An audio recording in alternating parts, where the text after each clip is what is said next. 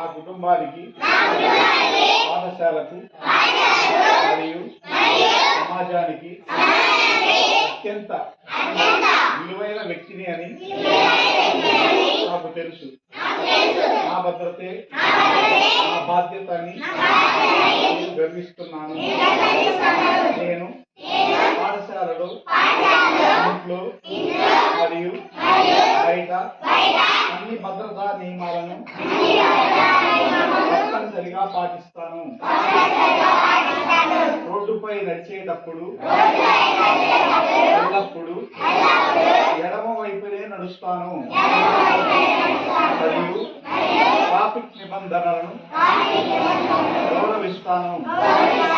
అపరిచితులతో మాట్లాడను.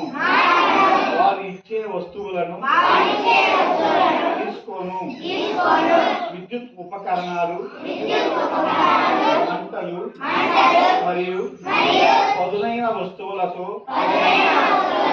ఆడుకోను మరియు జాగ్రత్తగా ఉంటాను.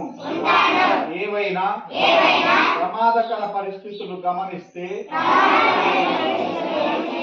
వెంటనే నా ఉపాధ్యాయులకు లేదా తల్లిదండ్రులకు సమాచారం ఇస్తాను.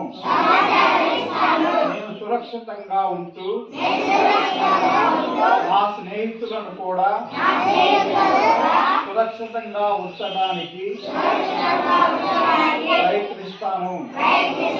భద్రతే నా జీవన శైలిగా మార్చుకుంటానని నేడు జాతీయ భద్రతా దినోత్సవ సందర్భంగా